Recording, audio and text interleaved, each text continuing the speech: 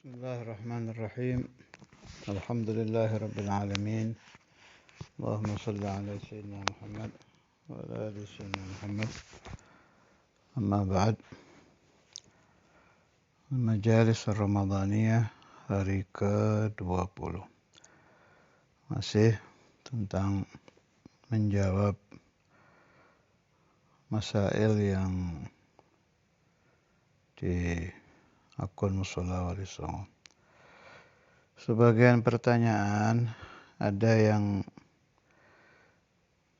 beda sedikit kalimat, jadi jawabannya sama saja, tinggal disambung-sambungkan saja sama yang dengar ya.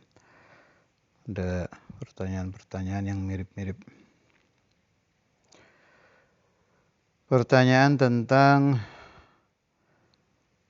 didatangi guru di dalam mimpi. Iya sih, Ustadzul Imam itu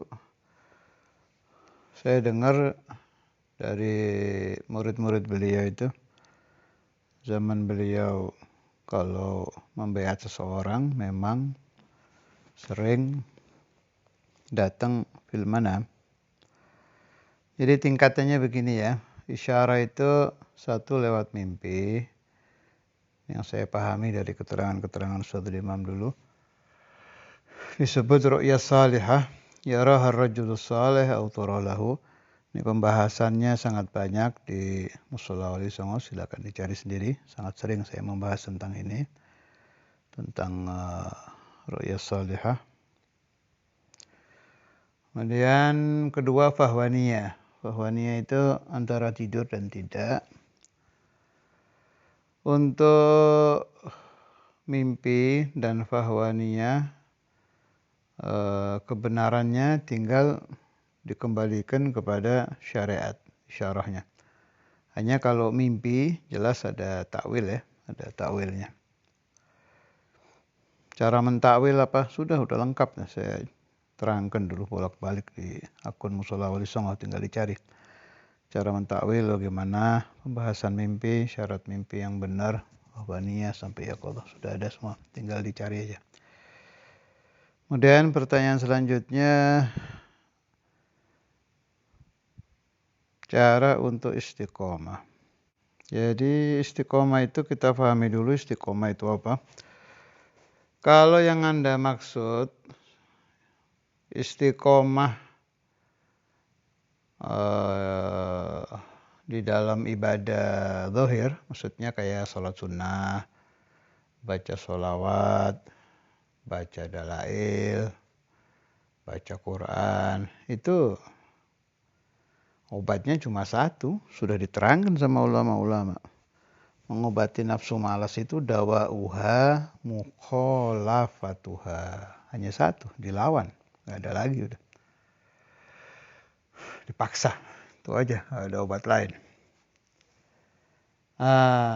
Pemaksaan ini tambah hari menjadi tambah ringan.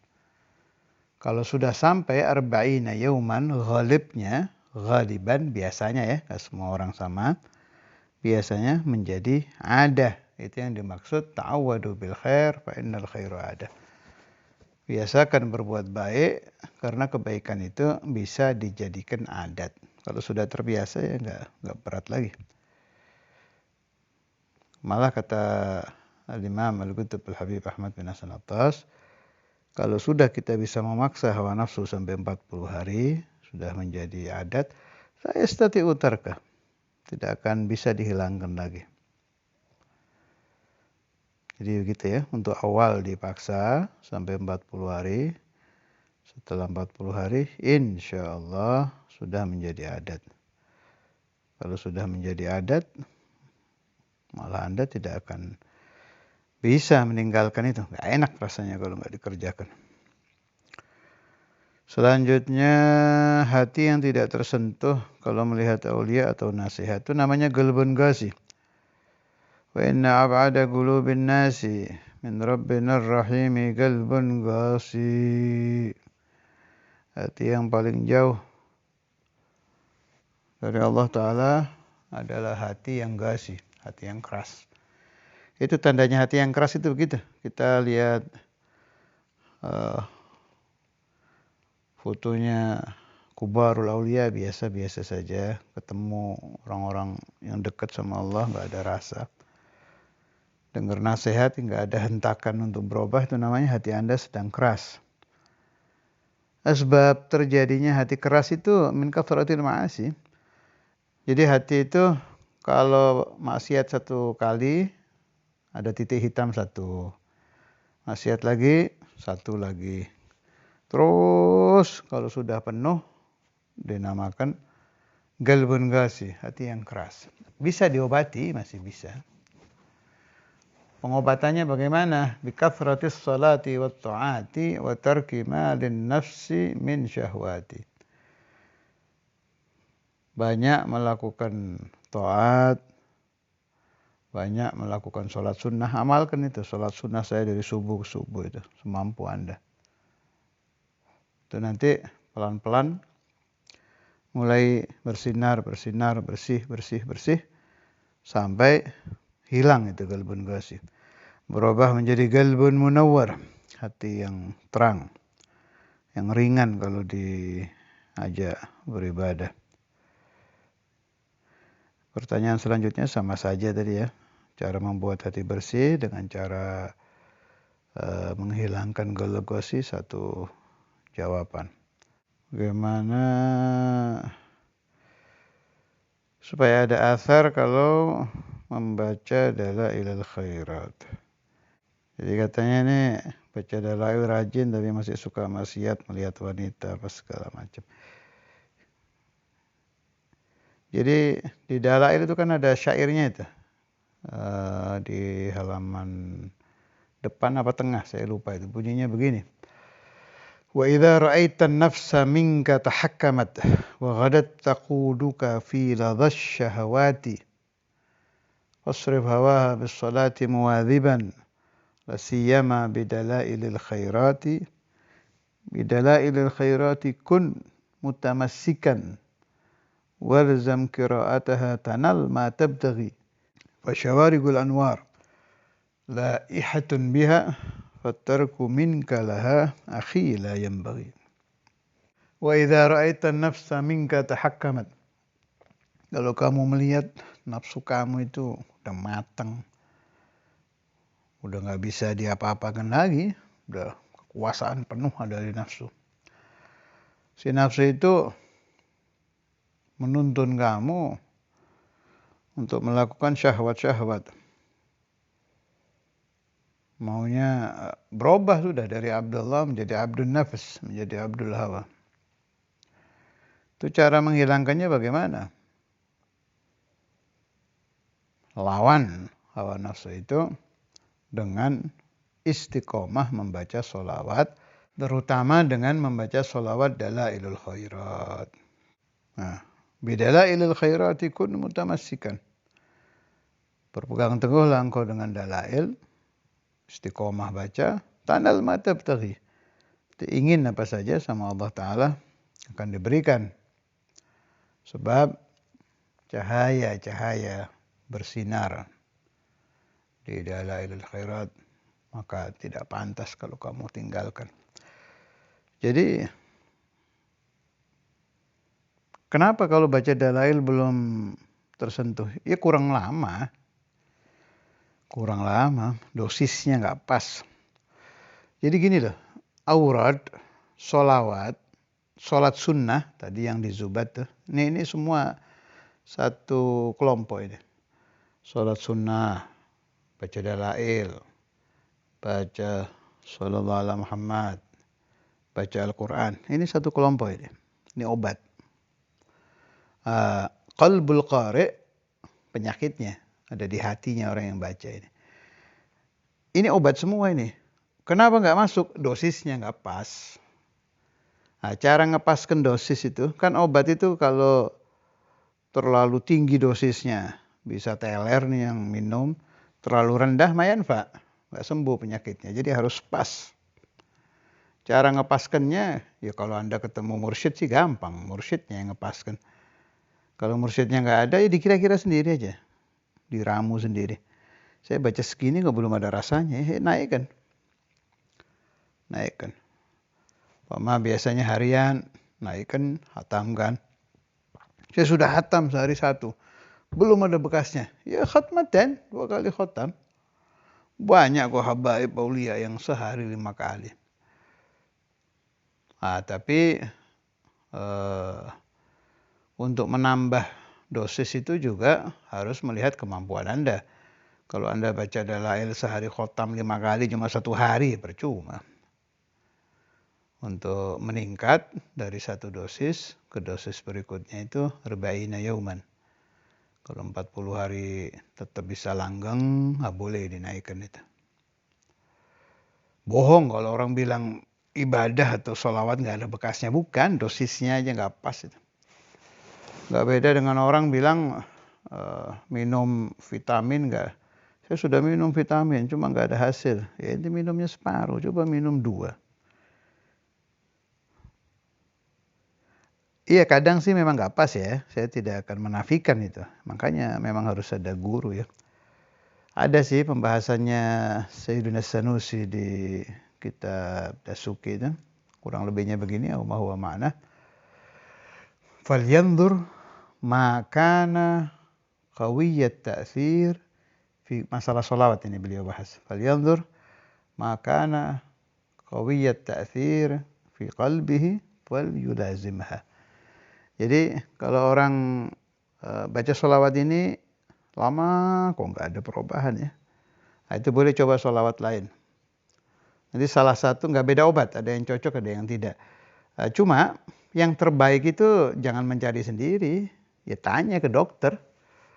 Dokternya ya Syekh Al-Mujiz, orang yang memberi Anda ijazah, siapa itu. Saya pakai sholawat ini kok nggak ada bekasnya ya, nanti guru Anda yang memindahkan. Makanya sangat beruntung sekali orang-orang yang punya guru seperti Al-Imamain, seperti Syekhuna Abu Yahya, ini udah almarhum semua sekarang ya.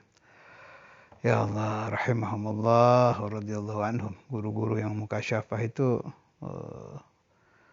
ibarat dokter-dokter yang ahli. Itu langsung tahu itu murid, oh kamu bagusnya ini, kamu bagusnya ini. Gitu. Kalau idza fuqidu, kalau mereka sudah tidak ada, ya dicoba-coba saja. Meramu-ramu sendiri, nanti pasti ada yang pas. Kan Allahnya tetap ada, Allah Hayy. Allah Ta'ala tetap memperhatikan Anda. Asalkan Andanya himmah betul untuk membersihkan diri. Ada pembahasan begini. Itu kalau tadi yang tenggelam di syahwat tadi, jawabannya yang saya utarakan tadi. Ada memang orang yang datang khotir, bisikan-bisikan busuk, tapi dia tidak kepingin. Itu saya ketemu sebagian orang yang bicara dengan saya. Orang soleh ini, minas solehin, orang baik. Suka ada khotir jelek yang dia nggak kepingin itu. Dia nggak terima dengan bisikan hatinya sendiri itu. Itu nggak apa-apa kalau itu. Itu di kitabnya Habib Idrus bin Umar Al-Habsyi ini yang mendengar ucapan saya dan pernah mengalami pasti paham yang saya maksud. Ini beda dengan orang yang sedang syahwat tadi, beda. Ini orang udah baik ini, nafsunya udah bisa dikendalikan, tapi kadang suka datang itu. Khawatir yang dia tidak bisa melawan.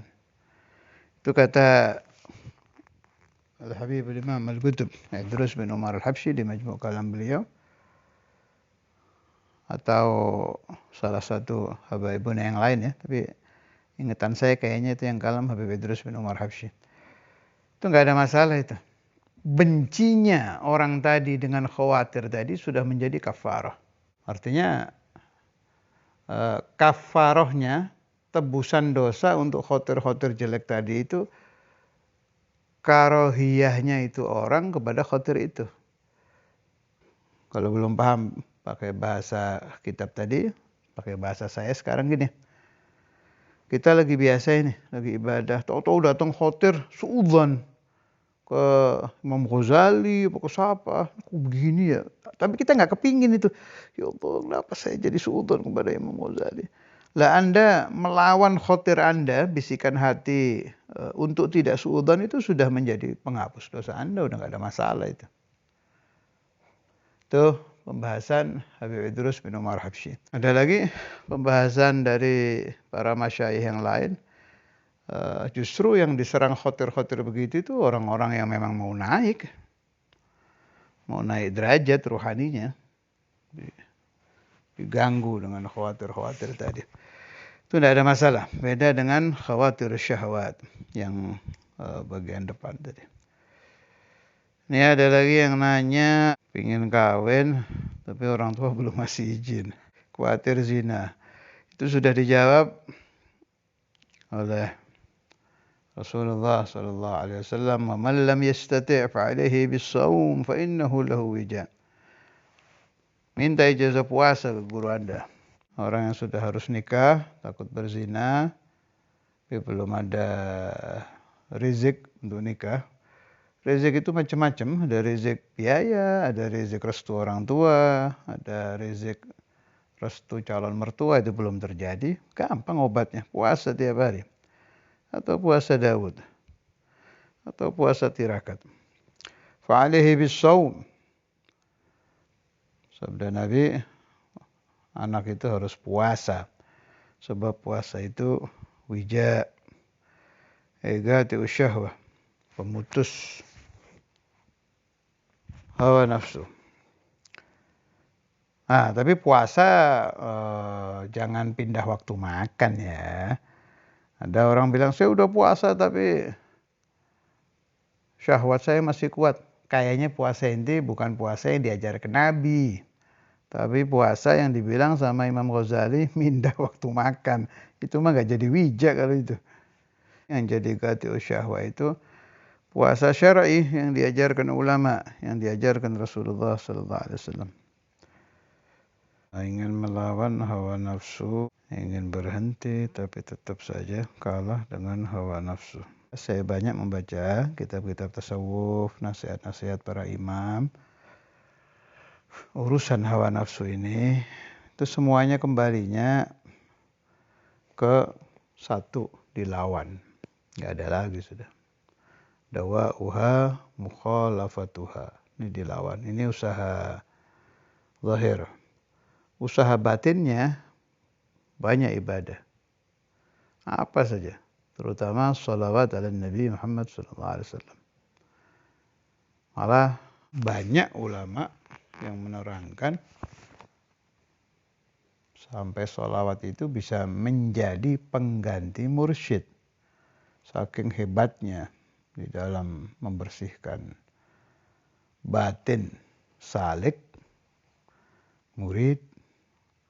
Saking hebatnya sholawat di dalam menuntun hati pembacanya untuk berubah menjadi orang baik.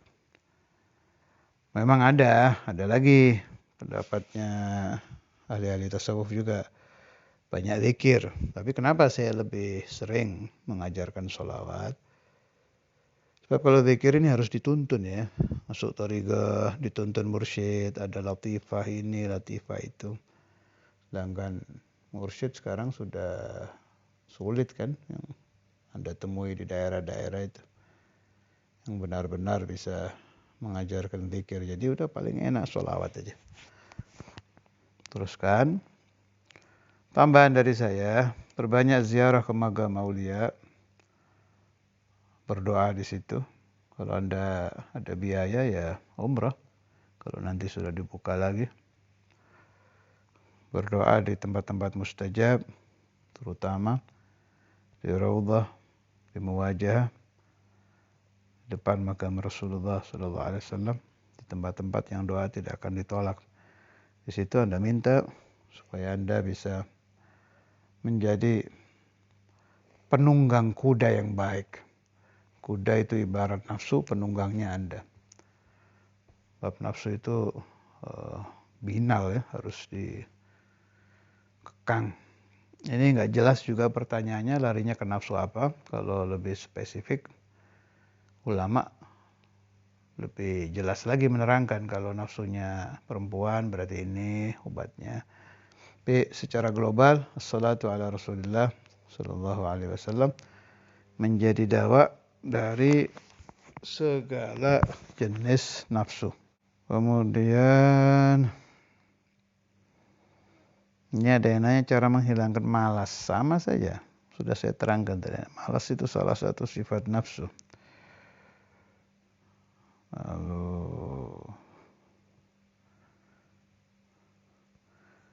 kalau murid maksiat apakah saudara imam yang mulia memaafkan? Pasti ya.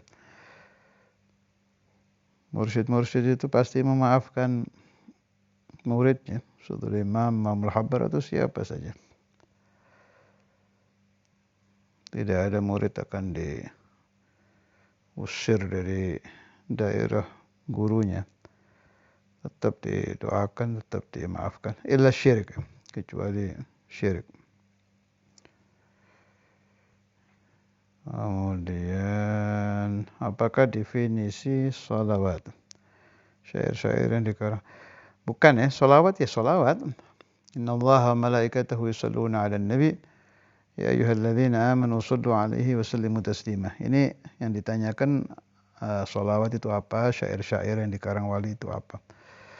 Jadi kalau sholawat ala nabi itu dari Allah Ta'ala tambahan rahmat, dari malaikat istighfar, dari kita doa wa tadarru, mendoakan Nabi Muhammad sallallahu alaihi wasallam supaya ditambah rahmatnya. Sebab Nabi ini juga sudah ada di akun Wali Songo. Cari aja itu, sudah panjang lebar saya membahas sholawat itu.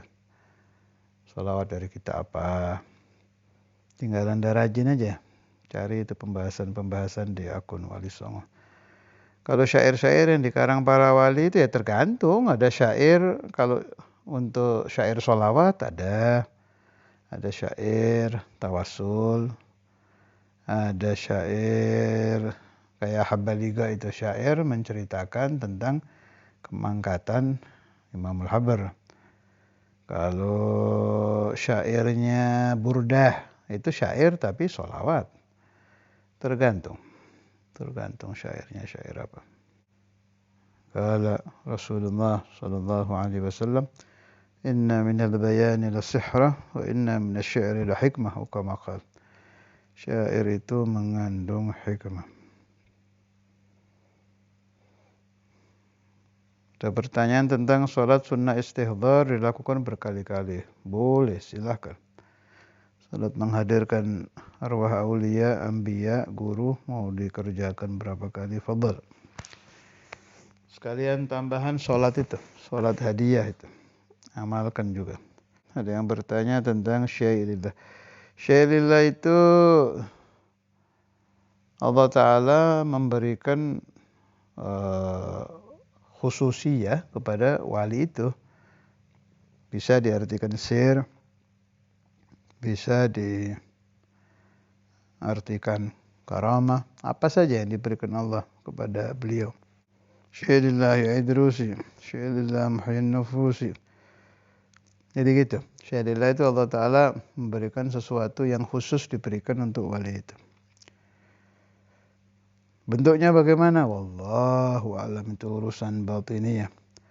Yang jelas si wali diberi syai'un, sesuatu yang Allah berikan kepada beliau yang tidak diberikan kepada yang lain. Jadi mirip-mirip maknanya khususiyah. Lailatul Qadar. Lailatul Qadar itu diciptakan Allah apakah dari Nur Muhammad? Gini, Lailatul Qadar itu khususiyah yang diberikan di kitab khasaisnya Nabi kan ada. Wa atahullah Lailatul Qadar. Allah Ta'ala memberikan kepada Rasulullah SAW Lailatul Qadar. Diberikan untuk Nabi Muhammad SAW. Jadi salah satu khususiyahnya Rasulullah SAW itu diberi Lailatul Qadar. Umatnya diberi apa tidak? Umatnya diberi liajlihi SAW. Kita diberi Lailatul Qadar itu karena Allah Ta'ala hormat kepada Nabi Muhammad SAW. Itu yang lebih tepat ya. Nah, kalau masalah Nur Muhammad ya semua ciptaan Allah dari Nur Muhammad. Semua. Cuma untuk Lailatul Qadar itu lebih tepat pembahasannya begini. Lailatul Qadar itu satu khususiyah yang dihadiahkan Allah Ta'ala untuk Rasulullah Sallallahu Alaihi Wasallam dan untuk umat Rasulullah liajlihi, karena Nabi Muhammad Sallallahu Alaihi Wasallam. Dan ini kita sudah di Ashrul Awakhir Rasulullah Sallallahu Alaihi Wasallam, para sahabat, para ulama, habaib, para kiai, orang-orang salihin, kalau sudah Ashrul Awakhir itu ditingkatkan. Kalau Anda biasa witir 3, ya naikkan jadi 11. Biasa tarawih 1 kali, syukur-syukur bisa meniru orang-orang Hadramaut tarawih sampai 2 kali, 3 kali. Salat sunnah dari subuh ke subuh, cari aja itu. Kerjakan yang bisa dikerjakan malam hari, kerjakan. Di 10 hari terakhir bulan Ramadan. Asallallahu yarhamuna wa iyyakum wa yarzuquna wa iyyakum lailatul qadr. ببركة شيخنا الإمام الحافظ المسند القدوم الحبيب عبد الله بن عبد القادر بالفقيه، ببركة شيخنا الإمام الحافظ الحبيب عبد القادر بن محمد ورجال السلسلة، بركة كل النبي، بركات كل رسول، بركات كل بركاتك يا الله، على حضرة النبي. الفاتحة. بسم الله الرحمن الرحيم.